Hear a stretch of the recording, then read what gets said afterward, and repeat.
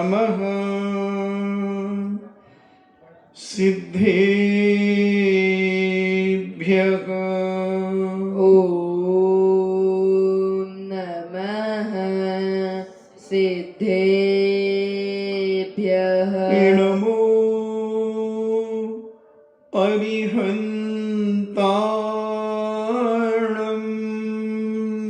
नमो अरिहन्ताणम्। नमो सिद्धाणम्।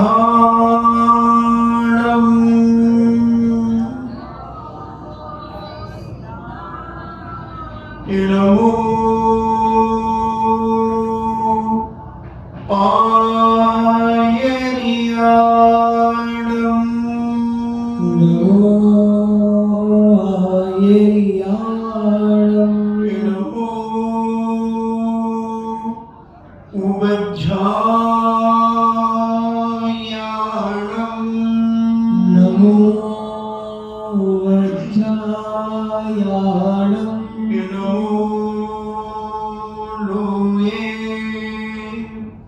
सब्बेसाभूणम्।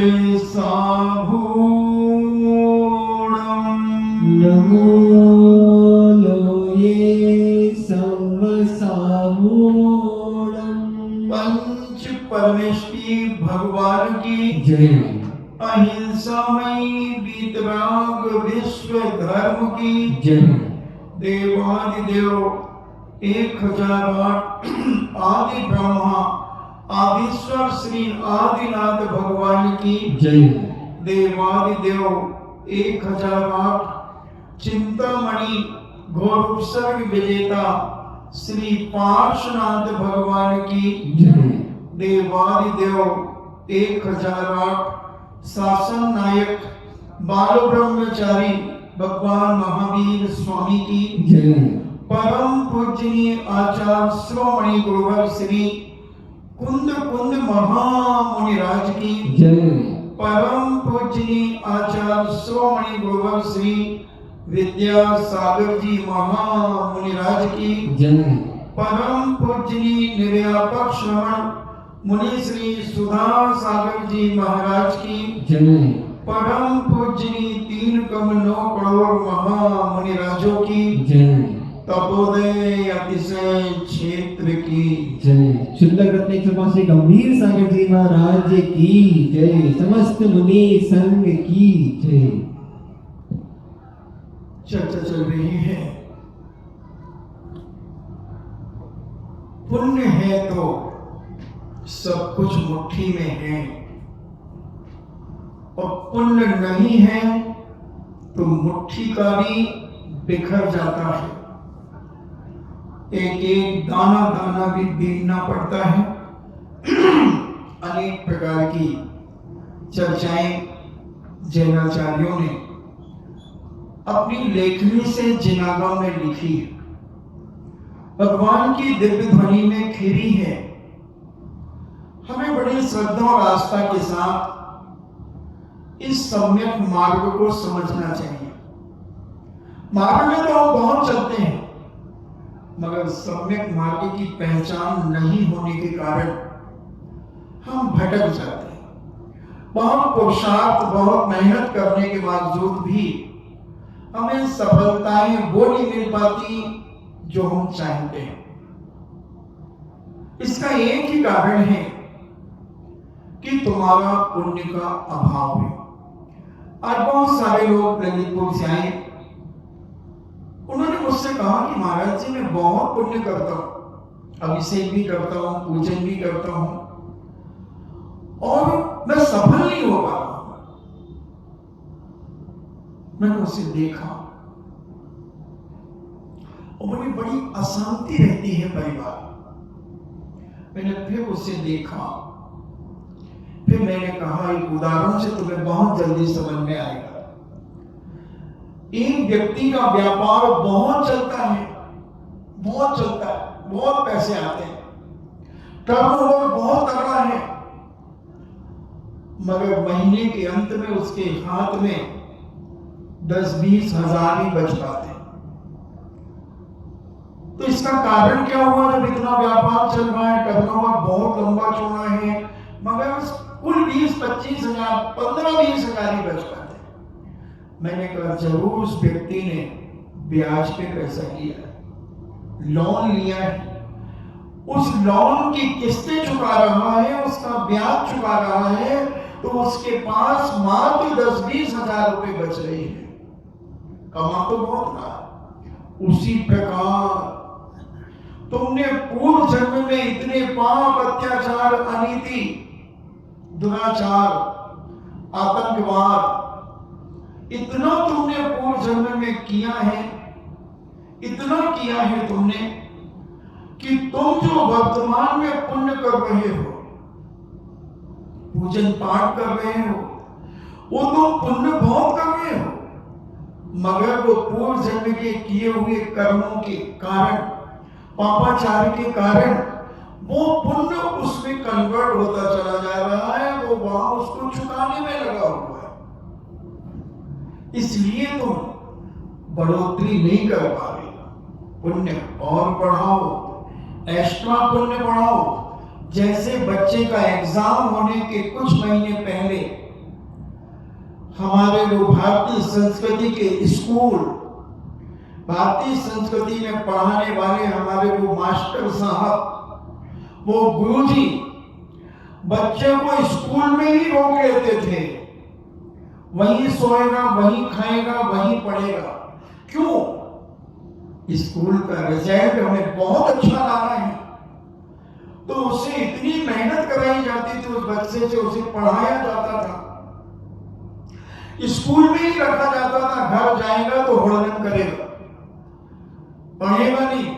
तो वो अपना समय उसे इतनी मेहनत करा करके एक्स्ट्रा क्लास, जैसे हम कहते हैं आज की अंग्रेजी भाषा में, तो वो एक्स्ट्रा क्लास लगाते थे फ्री ऑफ चार्ज। मगर एक एक मास्टर, एक एक गुरु उन बच्चों को अपना बेटा मान करके पढ़ाता था कि मेरा बेटा है, मुझे इसे होशियार बनाना है। और कई बार तो मारते भी थे, क्योंकि नीति थी मार पड़े धम्म धम्म विद्या आवे छम छम, ये नीति थी, दंडी भी देते थे। तो वो एक एक्स्ट्रा क्लास लगा करके उस बच्चे को ज्ञानवान, बुद्धिशाली बनाया करते थे। तो उसी प्रकार हमारा पुण्य हम करते तो हैं पूजन पाठ, मगर वो सफलता हमें क्यों नहीं मिल पा रही? उसका एक ही कारण है, उस पूजा पाठ के कार्यों में तुम्हारी श्रद्धा कम है, वो आत्मा की पर्याय नहीं बन पा रही है। अगर वही पूजा पाठ जब हमारी आत्मा की पर्याय बन जाती है तो अपार पुण्य का संचय होने लगता है। एक तो पूजा पाठ करना, अभिषेक करना किसी के दबाव से, प्रभाव से, 4 लोगों की देखा सीखी से, कि कोई क्या कहेगा, जैन कुल में जन्म लिया और फिर देखो अभिषेक करने नहीं आते, मंदिर नहीं आते, पूजन पाठ नहीं करते, इनके घर में चौका नहीं लगता, अनेक अनेक चीजें, ये दान नहीं देते, बहुत सारी ऐसी चीजें हैं।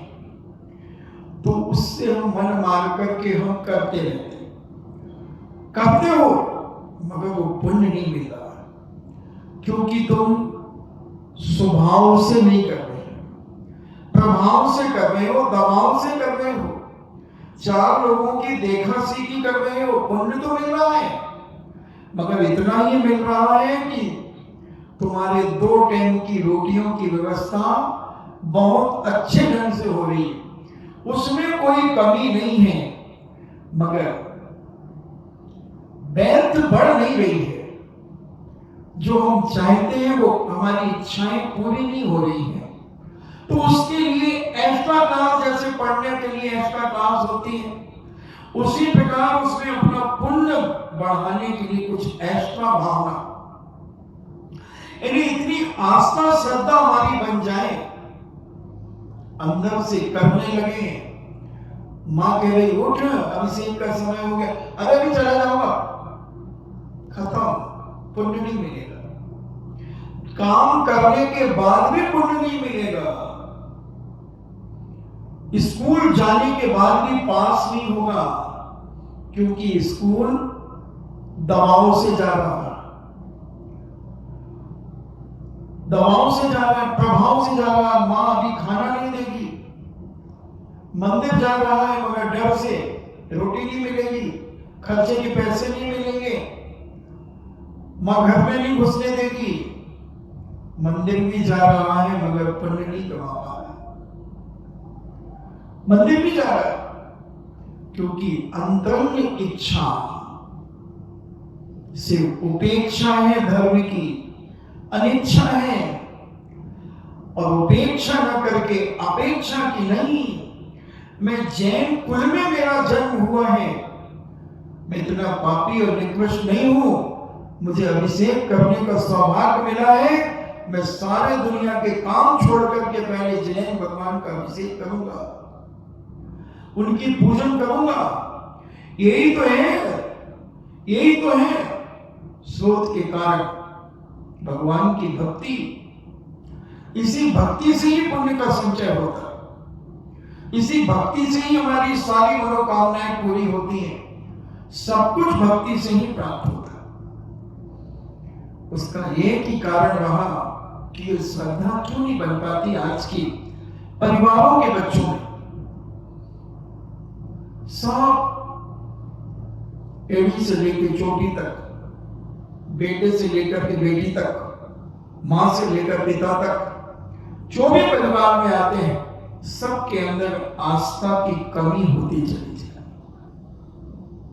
उत्साह नहीं है। 800-900 लोग हैं बिजोनिया के अंदर दिगंबर जैन समाज के। कितने लोग हैं जो सुबह प्रवचन में आ गए? अब तो खोल दिया ना, अब तो प्रवचन में खूब आ सकते हो। कितने लोग आते हैं? 2, 4 लोग, 5 लोग। ये क्या बता रहा है कि तुम अपने उतने ही पुण्य में इतना गए हो, आगे का भविष्य की तुम्हें चिंता नहीं है कि क्या होगा। कोई रुचि नहीं, न जिज्ञासा में रुचि है, न प्रवचनों में रुचि है, न स्वाध्याय में रुचि है, कुछ नहीं, केवल तेल और लकड़ी में ही रुचि है। रोटी कपड़ा और मकान में ही रुचि है। तो कहां से? ये तो बासा खा रहे हो। मैं तो खूब कहता हूं ये 2002 का पुण्य खा रहे हैं बिजोलिया वाले। 2002 में अंडे बच्चे से लेकर जिन जिन ने भी भक्ति की है, जिन्हें भगवान की अंतरंग श्रद्धा से, यानी देव शास्त्रों की जिसने भी अंदर से भक्ति की है, बहुत उल्लास के साथ की है। मैं कहता हूं उस समय का प्रभाव, वातावरण बड़ा अलौकिक था। जीपें भर भर करके आती थी गांव से प्रवचन सुनने के लिए, और जीप ना मिले तो पैदल आते थे लोग, पैदल आते थे। शाम को मेरे प्रवचन में 200, 300 लोग बैठते थे। वो पुण्य कमाया, खूब जी भर के पुण्य कमाया, उसी पुण्य को खा रहे हैं। मगर नया पुण्य कितने लोग कमा रहे? फिर 2002 के बाद बीच में 1-2 बार और आई, फिर भी थोड़ा उत्साह था। फिर 2015 के बाद से तो उत्साह लॉकडाउन हो गया, लॉकडाउन हो गया। जिनने किया उन्हें मिल रहा है और वो पुराना खा रहे हैं, पुराना पुण्य कैश कर रहे हैं।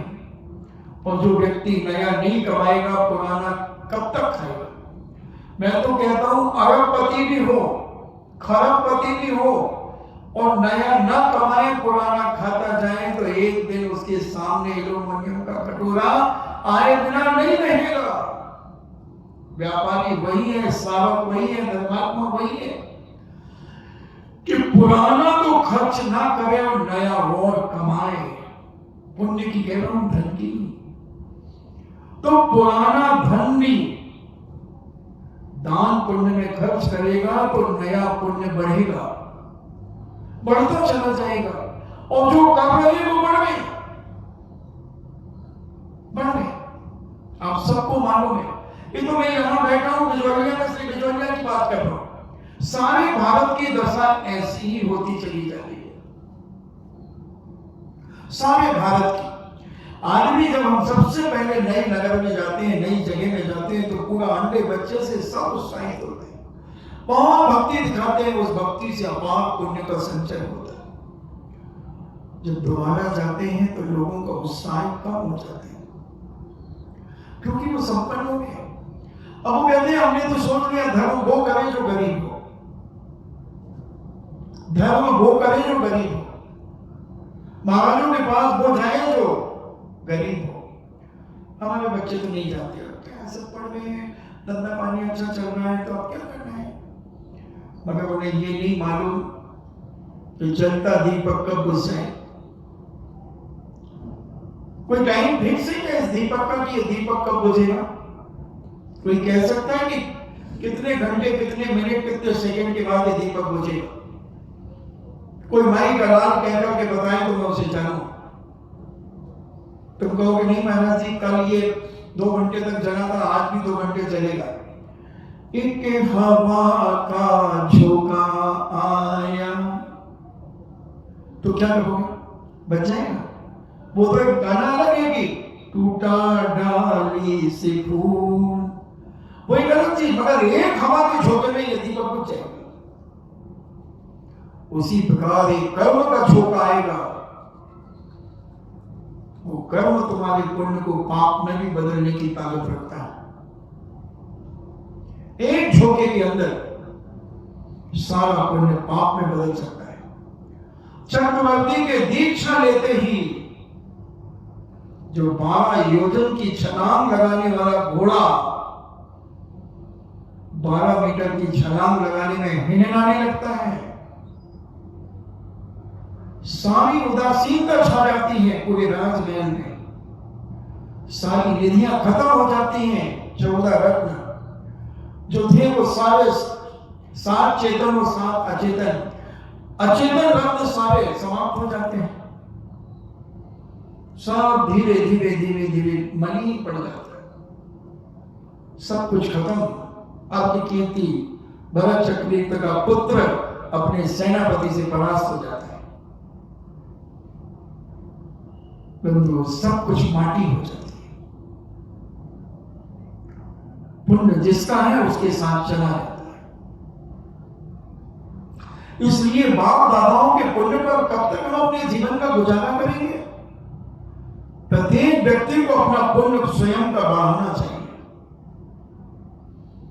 स्वयं का पुरुषार्थ करना चाहिए, स्वयं की भक्ति करना चाहिए। कई लोग कहते नहीं मैंने मम्मी बाबूजी को फ्री कर दिया, वो तो उनको फ्री कर दिया, उनसे कोई काम धाम नहीं लेता हूं, तो वही कर रहे। तो वो पुण्य ले जाएंगे बेटा, वो अपना ले जाएंगे। वो जब तक रहेंगे तो तुम चलो सुखी रह जाओगे, और वो अपना पुण्य अपने साथ ले जाएंगे, फिर तुम क्या करोगे? तुम क्या करोगे?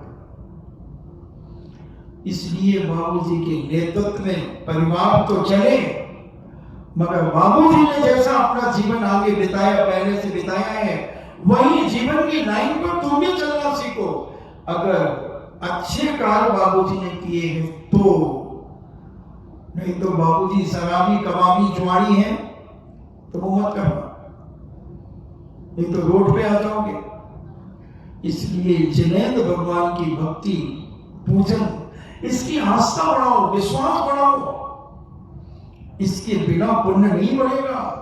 पुण्य की यही साधन है सद आवश्यक, देव पूजा गुरु उपास्ति, स्वाध्याय संयम तपा, दानम चेति ग्रस्तानाम सट कर्माणि दिने। अपनी शक्ति न छुपाते हुए सारे कार्य जीवन में करना चाहिए, और जितना समय निकाल सको धर्म के लिए, जितना ज्यादा से ज्यादा, वो तुम्हारे जीवन में साथी से पुण्य को प्राप्त कराए। एक्स्ट्रा पुण्य, एक्स्ट्रा भक्ति, अनुष्ठान, पूजन, ये हम जब करने लगेंगे, कहां जाएगा पुण्य? छप्पड़ फाड़ के आएगा, छप्पड़ फाड़ के आएगा। मैंने एक परिवार देखा, नगर का नाम नहीं बताऊंगा, परिवार का नाम नहीं बताऊंगा, मैंने वो दिन देखे उस परिवार के कि 2 बेटे बेटियां, बेटा बेटी, पति पत्नी, और पिता ने भी उसी घर से निकाल दिया। इसी राजस्थान का परिवार है। माता पिता ने घर से निकाल दिया और मकान भी उसको नहीं दिया। एक छोटी सी दुकान थी, वो कहीं ये ले ले, उसका 2000 रुपये महीने किराया आता था, किराया लगता था। वो ये नौबत थी कि 2000 रुपया भी नहीं निकाल पाता था उस दुकान से कमा करके। कैसे वो अपनी रोटी रोजी चलाता होगा? जब मैंने सुना तो मेरी आंखें भी छलछला गई थी। बहुत अच्छे बच्चे, पति पत्नी बहुत धर्मात्मा, प्रतिदिन पूजन अभिषेक सब करते। तो मैं सोचता था कि यार इतना अच्छा परिवार है, कोई व्यसन नहीं है, सुपारी भी नहीं खाता ये व्यक्ति, मगर कैसे है ये सब कुछ? कभी नहीं बताया उन्होंने। 4-5 साल के बाद, बल्कि 4-5 साल क्यों, मुझे 8-10 साल के बाद पता चला कि इनकी स्थिति इतनी कमजोर है। मायका पक्ष भी कमजोर है और ससुराल पक्ष बहुत संपन्न है। 3-4 भाई और थे वो सब संपन्न है और बेचारे ने इतने धंधे बदले, सब में फेल ही होता रहा, फेल होता रहा। अगर एक दोस्त की मदद से उसे सहयोग मिलता रहा, व्यापार के लिए भी सहयोग देता रहा दोस्त, कहता कोई बात नहीं, तुम चुका देना जब आ जाए तुम्हारे पास, चुका। जब मुझसे संपर्क में आया, मैंने उसे बहुत संबल दिया, बहुत समझाया, जो भी संबल दिया जाता है। उनके बच्चे पढ़ाई आदि का, मगर वो कभी पीछे नहीं हटा धर्म के काम में। और आज अभी लगभग 2 साल से वो अपने पैरों पे खड़े हो गए। उनकी भक्ति रंग लाई है और पूजन पाठ नहीं छोड़ा, अभिषेक नहीं छोड़ा, दान देना नहीं छोड़ा। बढ़ाए दान, पहले तो बहुत कम 1% मान लो, रुपए 2 रुपए 5 रुपए 10 रुपए, अब उसके अनुसार जैसे जैसे वो बढ़ रहे वैसे वैसे दान भी बढ़ रहा। तो मैंने अनुभव किया कि भले 12 साल लगभग उन्हें लग गए, मगर 12 साल के बाद वो परिवार पैरों पे खड़ा हो गया। बेटा भी सीए बन गया, बेटे की जॉब लग गई, बेटी पढ़ रही है, सब कुछ अच्छा हो गया, मगर अहंकार नहीं आया, मद नहीं आया। विनयशीलता वही है जो पहले थी, पूजन पाठ वही है जो पहले था। तो हमारे शास्त्रों में आता है कि 11 साल या 13 साल के बाद जीवन में एक उतार चढ़ाव जरूर आता है। या तो आदमी बिल्कुल रोड पे आ जाता है या फिर ऊंचाइयां छूने लगता है। एक ऐसा कर्म का उदय आता है, इसलिए सदा काल अच्छे कार्य करते रहना चाहिए। तो जब अच्छे कार्य हम करते रहेंगे तो जो वो बीच में उतार चढ़ाव आता है, तो उतार भी चढ़ाव नहीं आएगा, चढ़ाव आएगा। इसलिए ऐसे धर्म का पुण्य हम अपने जीवन में करें। प्रद्युम्न कुमार ने ऐसे ही पुण्य किए अपने जीवन में, अपार पुण्य किए जिसका फल वो आज प्राप्त कर रहे हैं। भले उनका विनाश करने के लिए उनके ही भाई, जो 500 भाई हैं, उनका जो सबसे बड़ा भाई है वह वज्रदष्ट, वो उसे दूसरी गुफा में भेजना चाह रहा कि इसका यहां विनाश हो जाए, मगर वहां से भी वो कुछ लाएगा। पहली गुफा में उन्हें मारने के लिए उसने भेजा था कि यहां मर जाएगा, मगर उस दैत्य ने, उस राक्षस ने सारा इतिहास बता दिया कि मैं यहां क्यों रुका हूं, और सोने के सिंहासन पर उसे बिठाया, उसका मान सम्मान किया। ये सब क्या था बंधुओं? पुण्य का ही फल था। स्वाध्याय करने से अपने आप में इतना बल मिलता है कि कितने भी संकट आ जाए आदमी विचलित नहीं हो सकता, जिसने स्वाध्याय को अपनी आत्मा की पर्याय बना लिया, जिसने अपने अंतरंग को समझ लिया है, उसे बड़ा आनंद आता है। तो ऐसे स्वाध्याय के माध्यम से अपना विल पावर मजबूत करो, भक्तियों के माध्यम से पुण्य को बढ़ाओ, तो ये सब कुछ हमें प्राप्त होता रहेगा। ऐसा वह प्रद्युम्न कुमार ने सब कुछ प्राप्त किया और वह गुफा में जाने के लिए तैयार हो गया। दूसरी गुफा, पहली गुफा से भी सिंहासन आदि सब कुछ लेकर के आए। इनको बड़ा आश्चर्य हुआ, मगर ये तो कपटी ठहरे, छली ठहरे। इनका उद्देश्य था कि इसका मरण कैसे हो जाए, क्योंकि उनकी मां की आज्ञा थी ना इसको मारना है। ये पता नहीं किसका बेटा है, उस मां ने कह दिया। और दूसरी गुफा के लिए, दूसरे स्थान के लिए जब बजदंड ने बड़ी प्रशंसा की और उसे गुफा में प्रवेश करने की आज्ञा दे दी, उसने कहा तात आप क्यों जाएंगे, मैं तो हूं।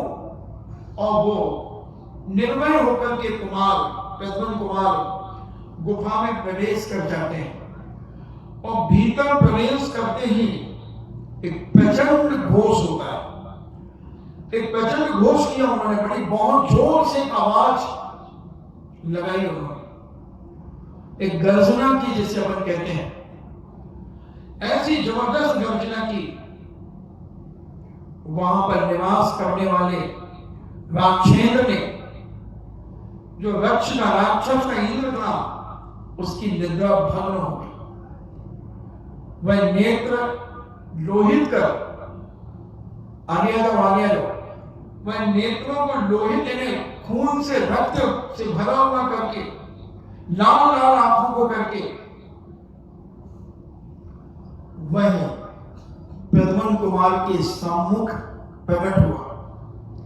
उसने कुमार से कहा, हे नराधम, इन्हें आदमियों में अधम, इस पवित्र स्थान को भ्रष्ट करने के लिए तू क्यों आया है,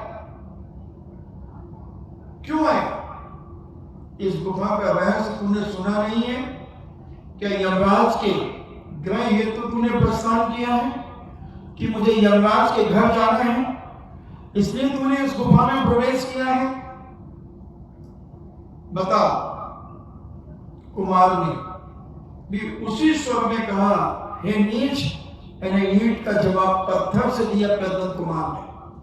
कहा, हे नीच, केवल वाक्य लाभ से वीरता प्रकट नहीं होती, केवल मुंह चलाने से वीरता प्रकट नहीं होती है। अगर तुझ में कोई दमखम है, अगर तुझ में कोई, अरे वो मत उठाओ, दूसरा ले लो और देंगे। अगर तुझ में दमखम है, कोई शक्ति है, तो केवल बातें मत कर, तू बातें मत कर, कुछ अपना बल दिखा, अपनी शक्ति का प्रदर्शन कर। राक्षस का मस्तिष्क विकृत हो गया और वह, यदि तुझ में शक्ति है तो युद्ध के लिए सन्नद्ध हो जाए, तैयार हो जा, मैं तुझसे युद्ध करने के लिए तैयार हूं।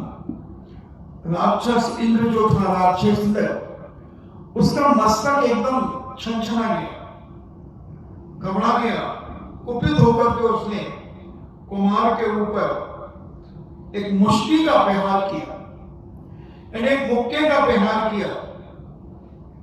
दोनों ने मल्लयुद्ध आरंभ हो गया।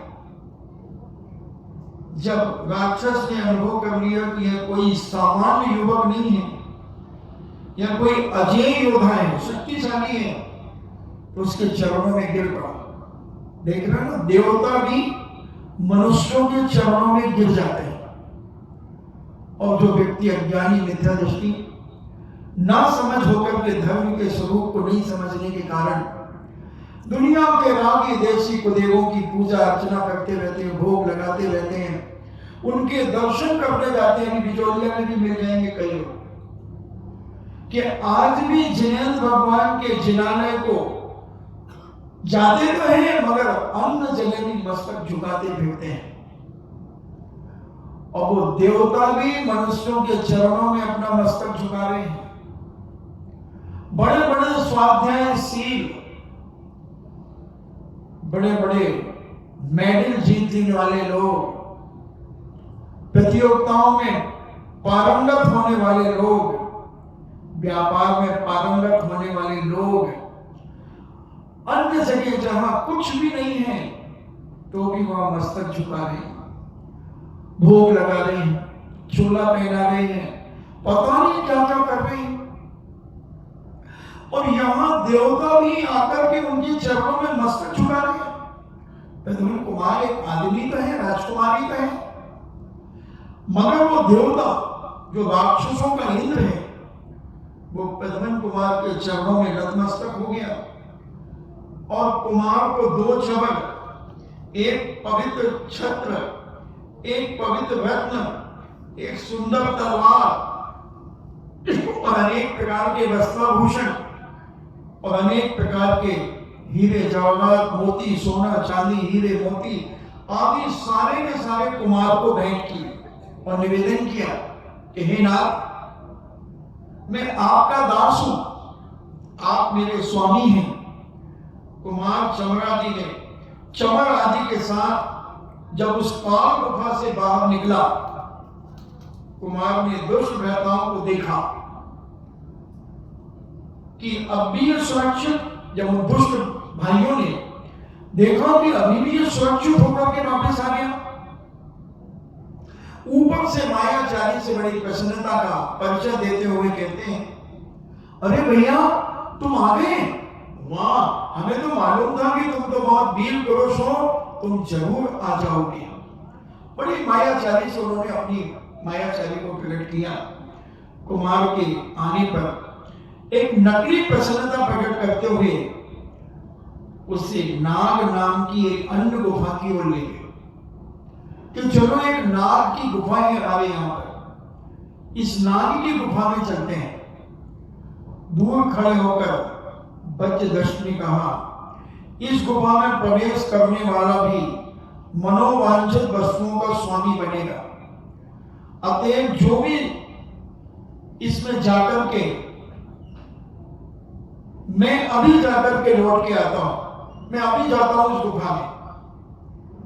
किंतु साहसी कुमार जबकि अब की बार भी जाने के लिए उद्यत हो गए और उन्होंने बड़े निर्भीकता से कहा, भैया जब मैं स्वयं इस कार्य को करने में सक्षम हूं तो बड़े लोगों को काम क्यों करो? जो काम शेर के बच्चे से हो जाता है तो शेर को शिकार करने की क्या आवश्यकता है? तो भैया मैं इस गुफा में, नाग की गुफा में मैं स्वयं जाऊंगा और आप निश्चित होकर रहिए, मैं नागराज को परास्त करके उसको अपने बस में कर लूंगा। और प्रद्युम्न कुमार उस गुफा में प्रवेश कर जाते हैं बड़े निर्भीकता के साथ। और उस गुफा में जो एक नागराज रहता था, वो नागराज को उन्होंने परास्त कर उसे अपने बस में कर लिया।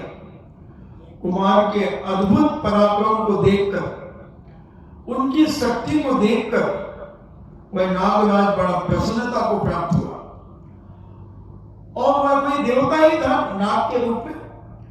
उसने प्रद्युम्न कुमार को प्रणाम किया और दक्षिणा में नाग सैया, बीणा, सिंहासन, वस्त्राभूषण, मकान, अनेक प्रकार की कारिकाएं, संता, सैन्य, रक्षिता, ये 4 विद्याएं भी थी। कारिका नाम की विद्या, गृह नाम की विद्या, संता नाम की विद्या, सैन्य और रक्षिता, ये 4 रक्षिका, ये 4 विद्याएं भी थी। कुमार नागराज को अपना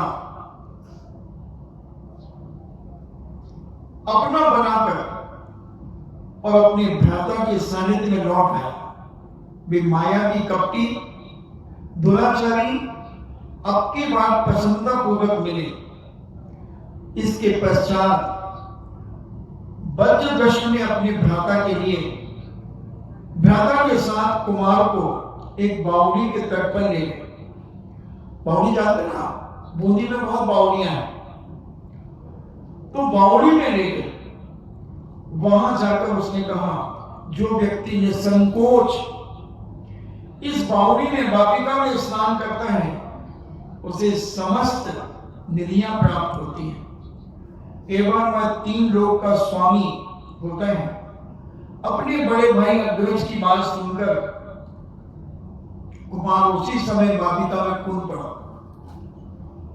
वह गजेंद्र की भांति जल में किलोले करने लगा, जल को आलोड़ित करने लगा।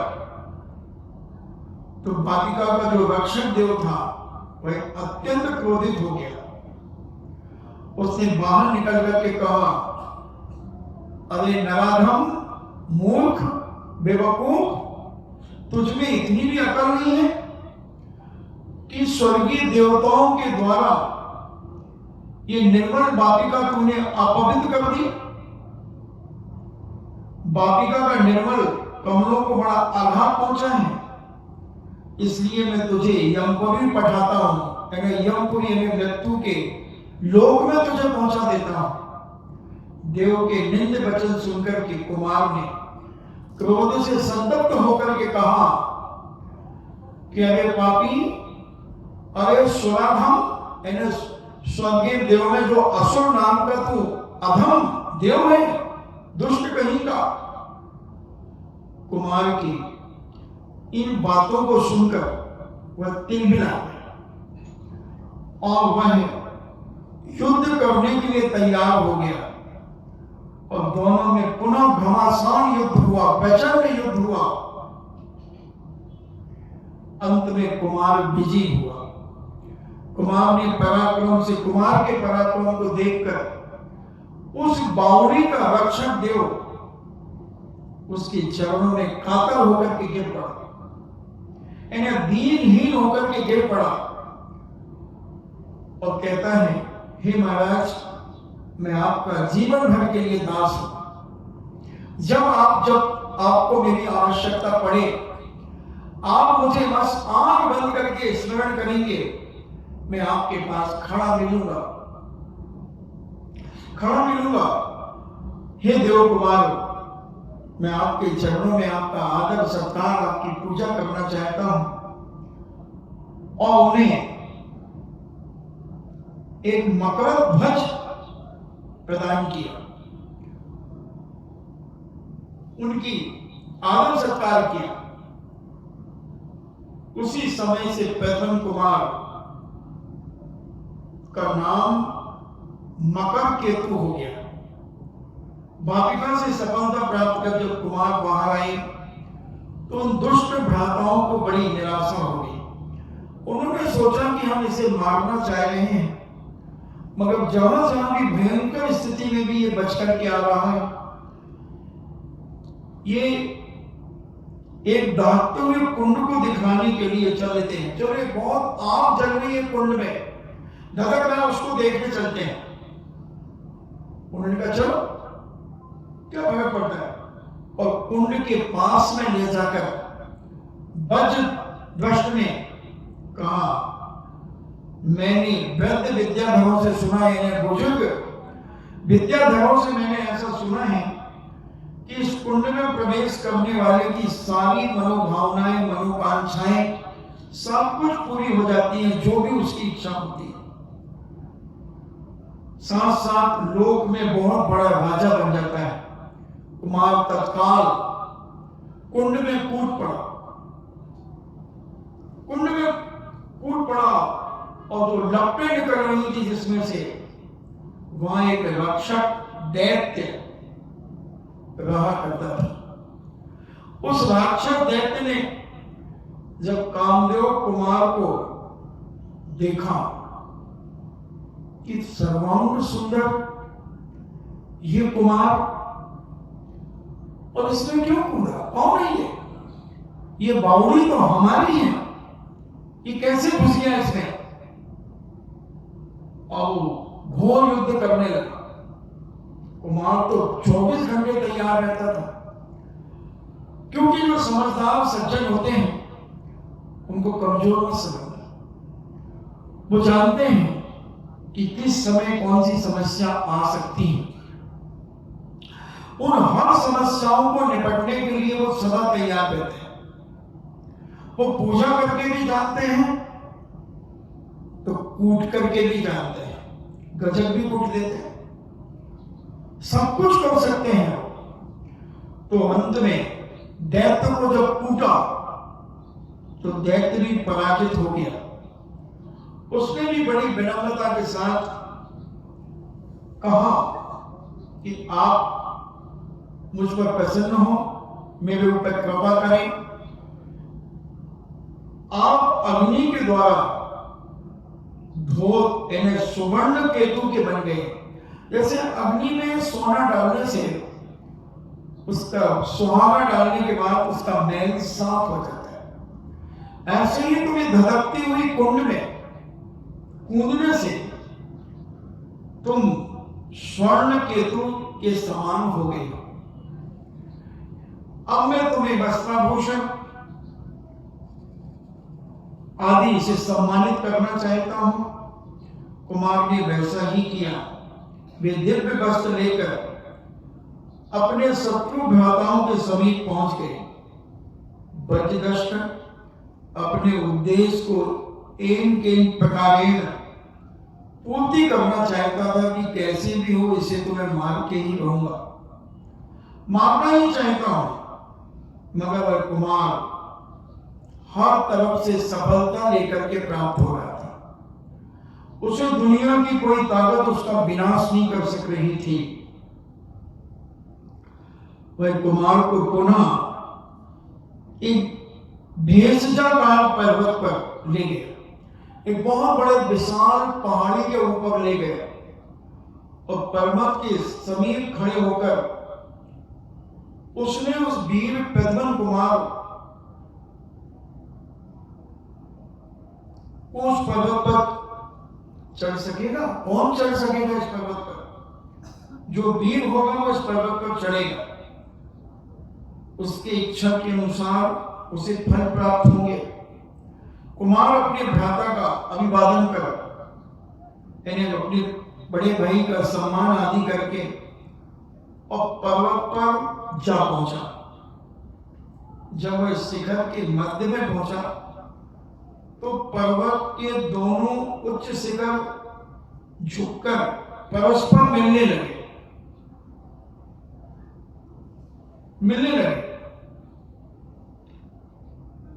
यदि वे मिल जाते हैं तो कुमार चूर चूर हो जाने की आशंका है। तुमने पिक्चरों में देखा होगा ना, कई बार इधर से भी एक कांटों का और इधर से भी कांटों का एक मशीन चलती है, ऐसे चलती है, उसको मारने के लिए मगर वो बच जाता है। क्या बात हो गई? पिक्चर होता है। और तुमने एक और देखा होगा, क्यूफिक्स का कोई विज्ञापन आता है या फेविकोल का जोड़, तो उसमें भी ऐसी दो गेंदें क्या जोड़ते हैं, उसको खींचते हैं। या फिर तुमने एक और देखा होगा, 7 अजूबे इस दुनिया में 8वीं अपनी जोड़ी, टूटे से वही टूटेगा ये धर्मवीर की जोड़ी। तो वो भी घोड़ों को यूं खींचता है। उसने भी देखी होगी, जो हंस रहे हो सबने देखी होगी।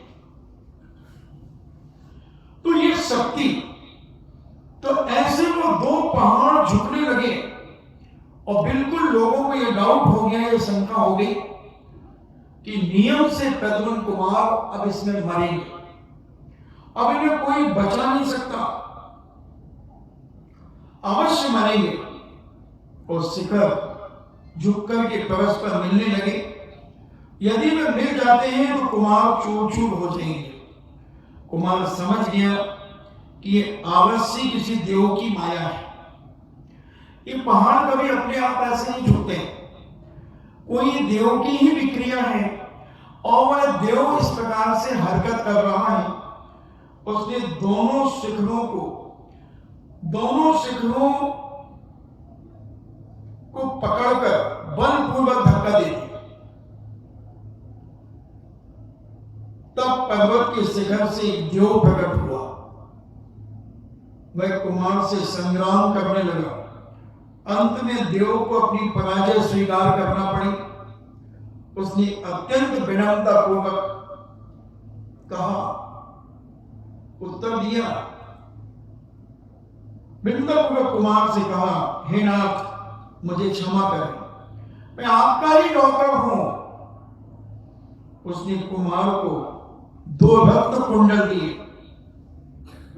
उपहार में कुमार को सकुशल लौटते हुए देखकर बज्रदष्ट के भ्राता ने क्रोधित होकर कहा, अब हम स्वयं इस दुष्ट का वध करेंगे।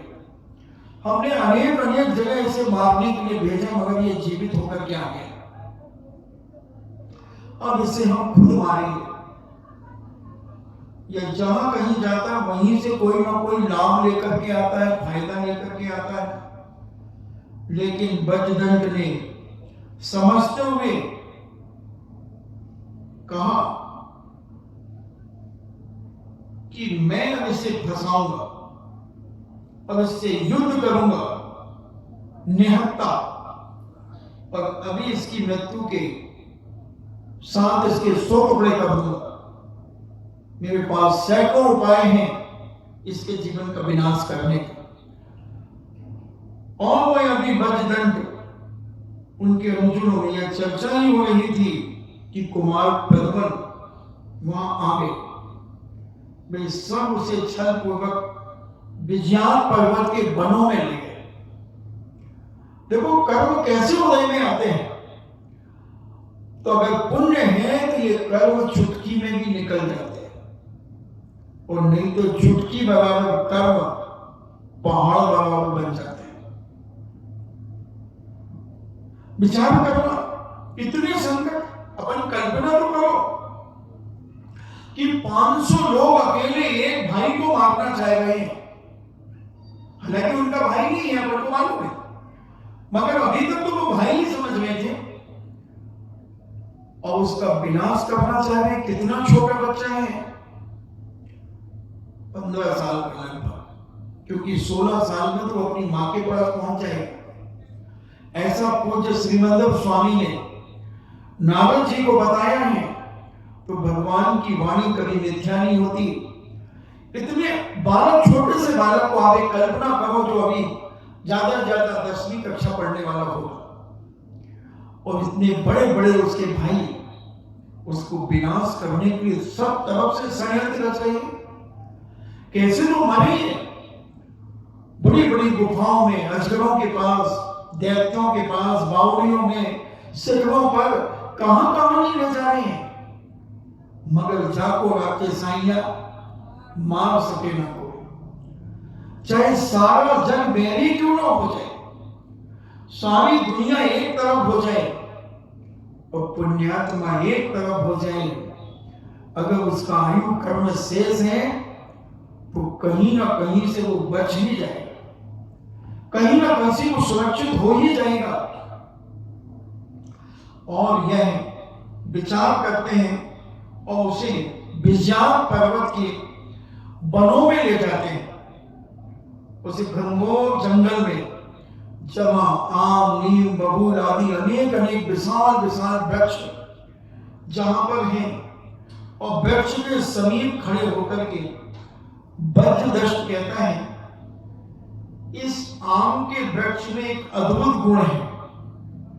वह यह है कि इसके फल का जो भक्षण करेगा उसकी युवा अवस्था सदा काल बनी रहेगी, उसका कभी बुढ़ापा नहीं आएगा, कभी उसके शरीर में झुर्रियां नहीं पड़ेंगी, सदा जवान बना रहेगा, और उसकी कभी मृत्यु नहीं होगी, वो सदा काल सौभाग्यशाली बना रहेगा। ना उसकी पत्नी मरेगी, ना उसके बाल बच्चे मरेंगे और ना वो मरेगा।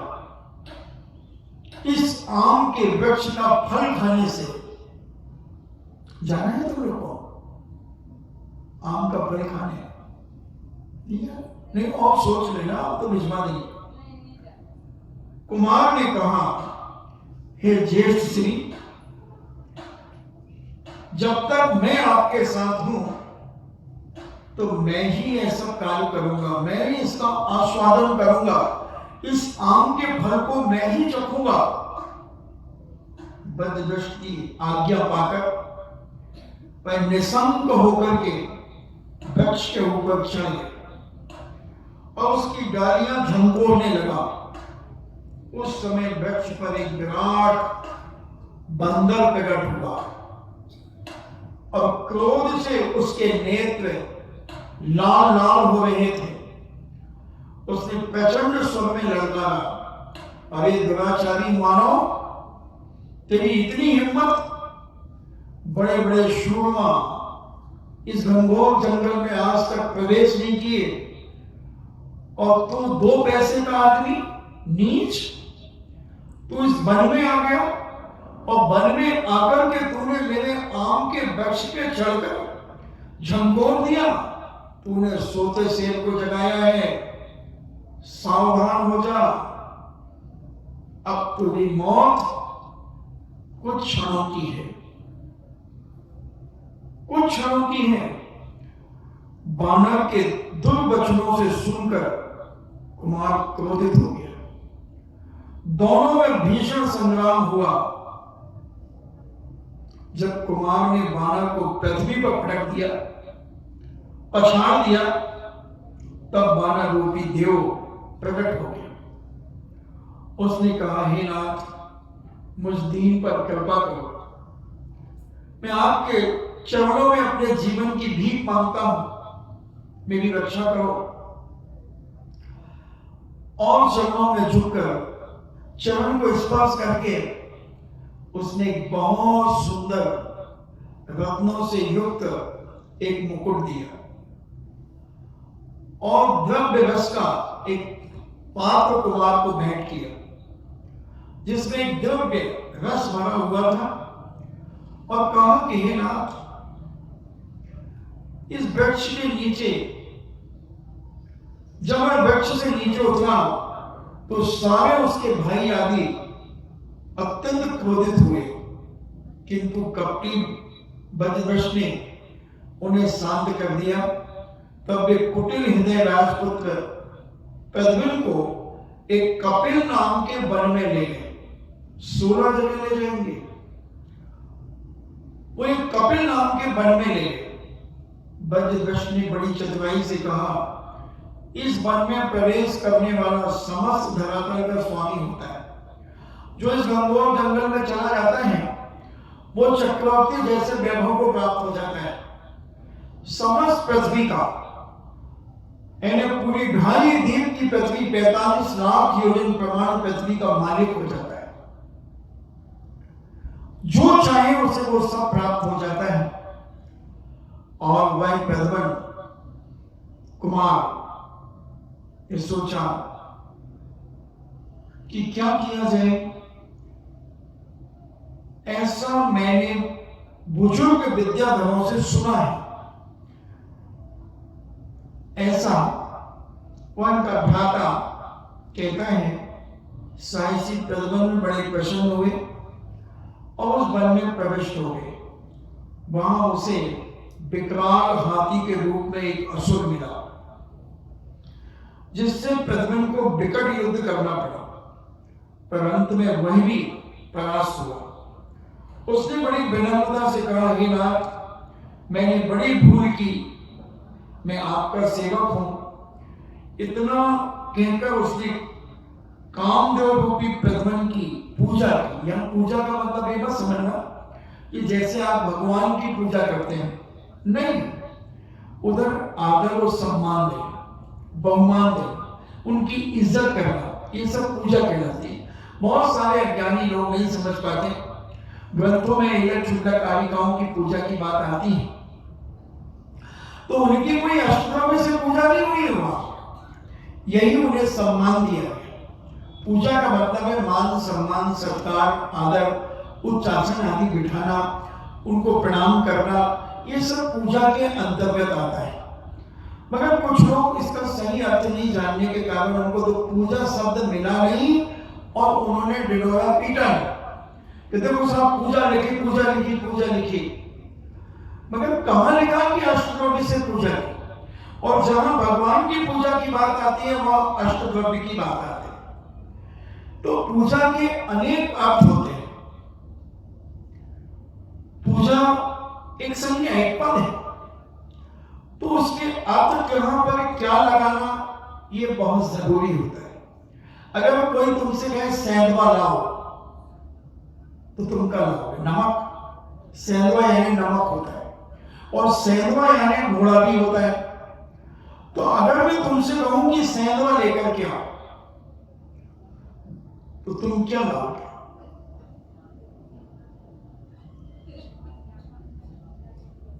क्या लाओगे?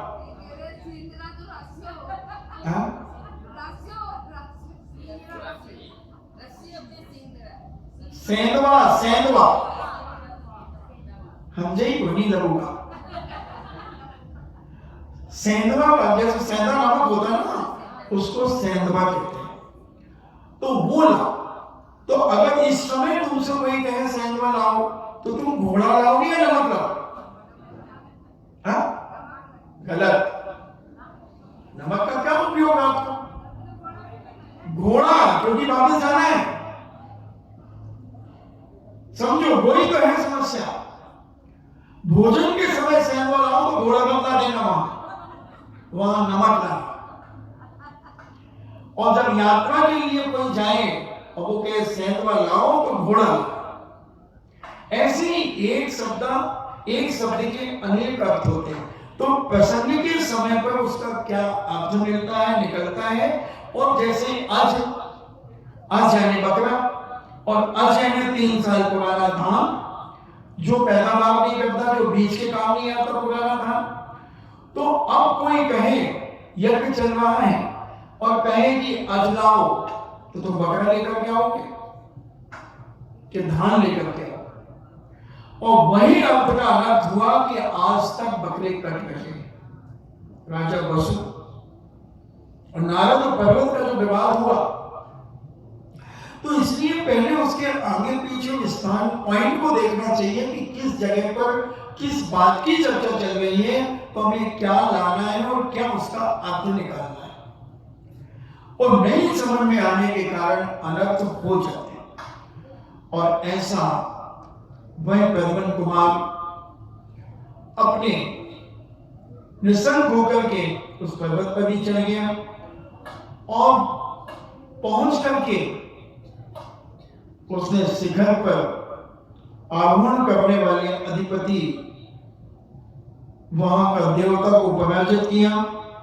तो उस देवता ने उसे अश्व यानी घोड़ा, एक रत्न, एक छुरिका यानी छुरी, कवच और मुद्रिका, ये वस्तुएं भेंट की एवं भक्ति पूर्वक उनकी प्रशंसा की। इस तरह प्रद्युम्न को 9 लाभ हो चुके, 9 लाभ उन्होंने प्राप्त कर लिए। उसे सफलतापूर्वक लौटते देखकर विद्याधर कुमार परस्पर विचार करने लगे कि अब क्या करें। अब की बार वे प्रद्युम्न को सरावास नामक महापर्वत पर ले गए। वहां पहुंचकर ज्येष्ठ भ्राता बजदश ने कहा कि इस पर्वत पर आरोहण करने वाला विद्याधरों की राजलक्ष्मी को प्राप्त करता है। अपने ज्येष्ठ भ्राता की अनुमति लेकर प्रद्युम्न पर्वत के शिखर पर पहुंच गए और उसे प्रकंपित करने लगे, यानी उसे कंपायमान करने लगे। अपने पैर की ठोकर से उसे हिलाने लगे। शीघ्र ही एक देव उपस्थित हुआ एवं उसने संग्राम के लिए ललकारा कि तू कौन है, तो आकर मुझसे युद्ध कर। और दोनों परस्पर पे भिड़ गए। उसने प्रद्युम्न को पटकने का प्रयास किया मगर उसके पहले ही प्रद्युम्न कुमार ने उसे पछाड़ दिया।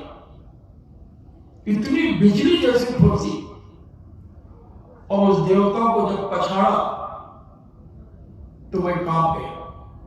वह शीघ्रता से उनके चरणों में नतमस्तक होकर के और कहता है कि आपका जिंदगी भर गुलाम रहूंगा, जिंदगी भर आपकी सेवा करूंगा।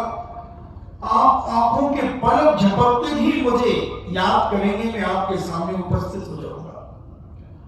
और उसने दिव्य आभूषण, कंठी, बाजूबंद, 2 कड़े, करधोनी आदि भेंट की और बड़े सम्मान पूर्वक उनका आदर सम्मान किया। बेजीर प्रद्युम्न कुमार को लौटते देखकर विद्याधर राजपुत्रों को बड़ा आश्चर्य हुआ। वे क्रुद्ध होकर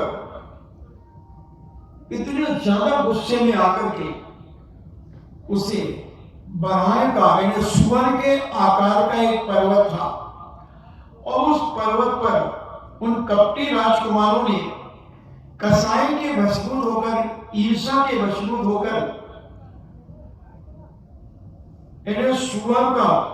सुअर के आकार का जो पर्वत था उसमें आरोहण चढ़ने के लिए कहा कि इस पर जो चढ़ जाएगा वो समस्त पृथ्वी का अधिपति होता है। प्रद्युम्न कुमार तो झट से चढ़ गए, 1 सेकंड नहीं लगा वो चढ़ गए। और जैसे ही वह बनाएकार पर्वत के ऊपर चढ़े तो वहां का जो बनाए नामक देव था वह देव वहां प्रकट हो गया और उसने कहा कि तू यहां कैसे आया, किस लिए आया? ये पर्वत मेरा, मैं यहां का अधिष्ठाता हूं, मैं यहां निवास करता हूं, तू यहां क्यों आया? किंतु पुण्य के बल से प्रद्युम्न ने उसे भी परास्त कर दिया। बाप युद्ध में परास्त किया और मन युद्ध में परास्त किया। उसने बहुत प्रसन्नता से प्रद्युम्न कुमार का सम्मान किया, उनका आदर किया और संसार की समस्त मूल्यवान निधियां उन्होंने उस पुण्यात्मा को बड़ी भारी सुगमता से प्रदान कर दी। उस देव ने जय शंख भी दिया और एक कुंड में धनुष भी दिया और प्रद्युम्न कुमार की बहुत आदर सत्कार, बहुत प्रशंसा की। और प्रशंसा से इतना आह्लाद हो गया और बार बार प्रद्युम्न कुमार के चरणों में उसने नतमस्तक करके अपने जीवन को धन्य माना और विचार किया, हे भगवान, ऐसे पुण्यात्मा धर्मात्मा महापुरुष के दर्शन कहाँ होते हैं? मेरे तो जन्म जन्म का पुण्य होगा कि मैंने ऐसे एक नर श्रेष्ठ के दर्शन किए और अपने जीवन को धन्य किया। ऐसा परिणाम वह देवता सोच रहा है। देवता कोई कम पुण्यशाली नहीं होते, मगर यह अज्ञानी मिथ्या दृष्टि जीव अपने मनुष्य पर्याय की कदर न जानता हुआ देवताओं के चरणों में मस्तक झुका देता है, उनकी अर्चना पूजा करने लगता है, उनके अभिषेक करने लगते हैं। पता नहीं कैसे कैसे अत्याचार व नीति करने में लोग उतर जाते हैं, जिसे स्वयं की अपनी अंतरात्मा का ज्ञान नहीं होता, जिसे अपनी आत्मा की शक्ति का भान नहीं होता। ऐसे अज्ञानी मिथ्या दृष्टि जीव यहां वहां भटक जाते हैं, यहां वहां जानता हूं मत पूछो कहां चले जाते हैं, कौन कौन से चबूतरे पर चले जाते हैं, क्या क्या नहीं करते, कहां हाथ लगाने नहीं चले जाते, कहां नारियल अगरबत्ती लगाने नहीं चले जाते, जहां कुत्ते सूकर लघु शंका कर देते हैं उनको भी रोक लगाए जाते हैं। वहां भी पूजा पाठ करके आ जाते हैं। हम तो जंगलों में जंगल जाते हैं, सब देखते रहते हैं। तो ये ज्ञान इनका कहां गया, समझ में नहीं आता कि नर काया को सुरपति तरफ से सो दुर्लभ प्राणी, मगर ये अज्ञानी मिथ्या दृष्टि जीव अपनी हीरा सी मनुष्य पर्याय को पाकर के भी नहीं समझ पा रहा है अपनी कीमत। क्या जाने व्यक्ति किसान के हाथ में एक हीरा मिल गया और किसान ने अपने बच्चे को खेलने के लिए दे दिया, चमकता हुआ पत्थर, और उसने उसकी एक माला बना दी। कभी गधे को पहना देता माला वो हीरे की, कभी अपने बच्चे के गले में पहना देता। तो वहां से ज्योति निकला, उसने देखा अरे ये तो हीरा है गधे के गले में। जरूर ये किसान बहुत अरबपति खरबपति होगा, बहुत धनवान होगा। उसने किसान से कहा भैया ये पत्थर तुम बेच रहे हो जो तुम्हारे गधे के गले में डला हुआ है? किसान कहता ये बेच रहे हो? और ऊपर से नीचे तक आदमी को देखा तो जोगी तो अलग चमकते हैं, सोने के बटन होते हैं उनके कुर्ते में, सोने की चेनें होती है, अंगूठियों से भरे होते हैं हाथ, टोपी होती है, क्या डबल घोड़ा 5555 की बोस्की का कुर्ता होता है और 500 जोड़े की धोती होती है, अलग से दिखते हैं। और क्या नागरा होते हैं उनके पैरों में जूतियां, और क्या बग्गियों पे चलते हैं, उनके खाटे अलग होते चौधरियों के। और बोस किसान के पास जाकर के कह रहे हैं कि ये पत्थर बेचोगे? किसान ने ऊपर से नीचे तक देखा, जैसे नए लोग आते इस पंडाल को ऊपर से नीचे तक यूं देखते हैं, फिर हाथ लगाते हैं। तुम तो हमारी तरफ मुंह करके बैठे रहते, तुम्हें क्या पता? मैं तो इस तरफ मुंह करता हूं उत्तर की तरफ, तुम दक्षिण की तरफ। तुम्हारा दक्षिण ही उत्तर है, क्योंकि साधु का मुख, भगवान का मुख जहां हो जाए वहां कोई दिशा का प्रभाव नहीं पड़ता। और वो देखते हैं बड़े बड़े लोग, अभी कल अहमदाबाद से बहुत सारे लोग आए, उनके परिवार की लेडीज छू छू करके देख रही थी, जैसे जिन्होंने भक्तांबर का एक वो दिया है, तो ऐसे वो भी छू छू करके देख रहे थे। फिर उनके पुरुषों ने भी वीडियो बनाया, सेल्फी। मुझे डर लगा कि डॉक्टर गिर ना जाए। तो बड़ा आश्चर्य होता है लोगों को ऐसा। तो उस किसान को भी बड़ा आश्चर्य हुआ कि इतना बड़ा सेठ और मेरे बच्चे का हीरा ये पत्थर मांग रहा है। उसने कहा सेठ जी ऐसे ले जाओ। बोले नहीं नहीं नहीं नहीं, आप तो इसके पैसे बताओ। सेठ जी ने कहा कि भाई ले ले 500 रुपए ले। किसान कहता है मेरा बच्चा खेलता रहता है, इसको 500 रुपए जरूर कोई दाल में डाला है, जरूर कोई कोयला गिर गया किसी की दाल में। तो किसान कहते ना बाबा ना, 500 में तो ना दे, 1000 ले ले, 2000 ले ले, 5000 ले ले। किसान कहते ये आदमी है कि पजामा, जिस बच्चे को मेरा, जिस पत्थरों को मेरा बच्चा खेलता रहता है, बच्चे के गले में डबल टिबल करके उसके गले में पहना देता हूं, आज गधे को पहना दिया 5000, 10,000 ले ले। किसान कहता है पागल है, मैं नहीं देता। किसान ने सोचा कि देखेंगे क्या होता है, और जो नहीं चला गया। इतने दूसरा आया, वो भी चोरी था, उसने देखा अरे ये तो हीरा है। बोले भैया ये 5 लाख रुपए ले और ये मुझे दे दे। अब किसान ने कहा ठीक है यार, 5 लाख का बिक रहा है, और पत्थर मिल जाएंगे अपन को तो क्या, चमकीले पत्थर है अपन ले लेंगे, 5 लाख में ले। अब वो किसान को सेठ पुनः लौट करके आया पहले बार। बोले पागल देना, वो कहाँ है? बोले वो तो बिक गया। कितने में? 5 लाख। बोले वो कहीं के 50 लाख का था वो। तो उसने कहा सेठ जी मैं नहीं हूं मूर्ख, क्योंकि तो तुम हो कि तुमने उसे गंवा दिया। मैंने तो 5 लाख में बेचा ना। अगर तुम 5 लाख में लेते तो 45 लाख तुम कमाते। तुमने तो वो 45 लाख कमा दिए, मैंने तो 5 लाख कमा लिए। तो मूर्ख कौन? कमाने वाला मूर्ख या गंवाने वाला? गंवाने वाला। ऐसा तो जब पुण्य का उदय आता है तो आदमी को छप्पर फाड़ के देता है।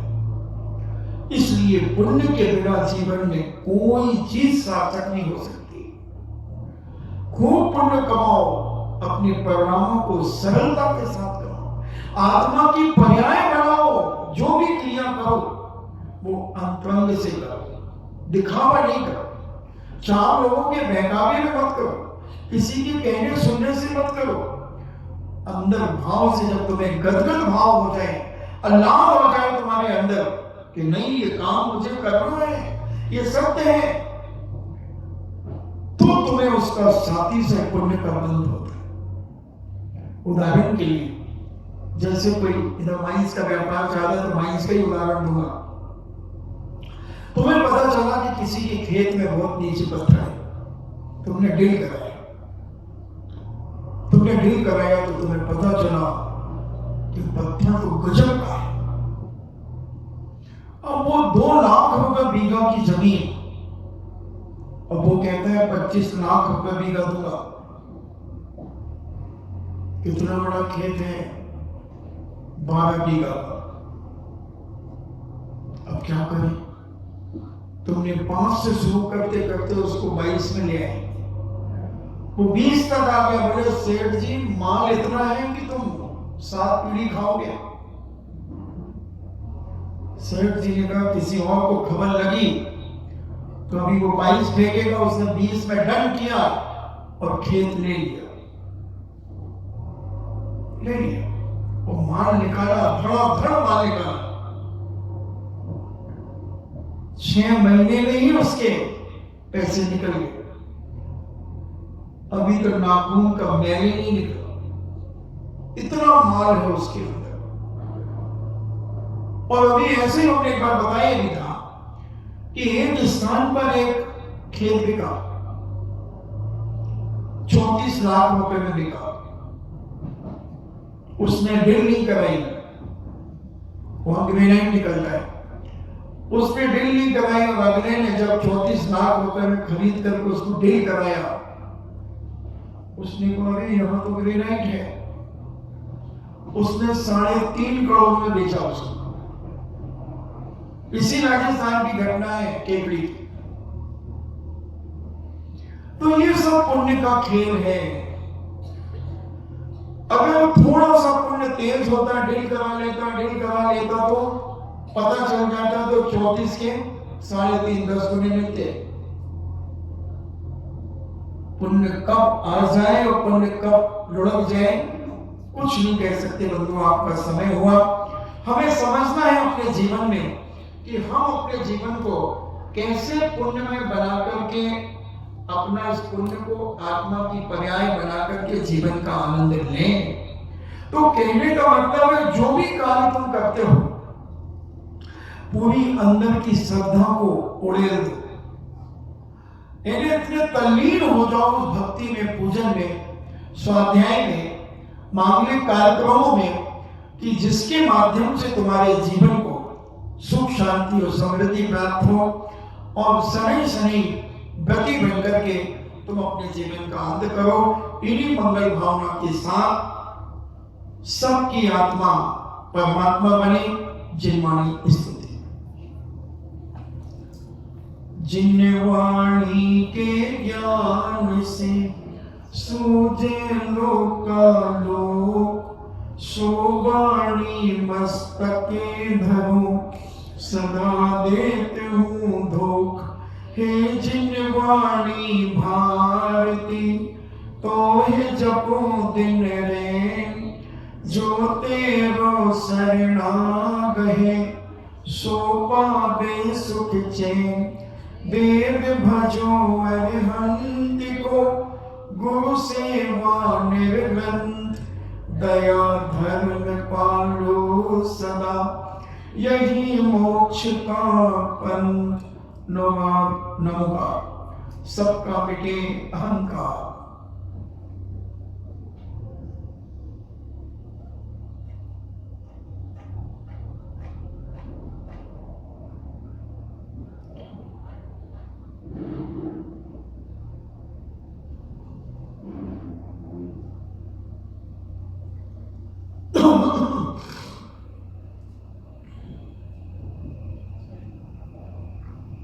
परम पूजनीय द्वादशाओं जुनवाणी माता की,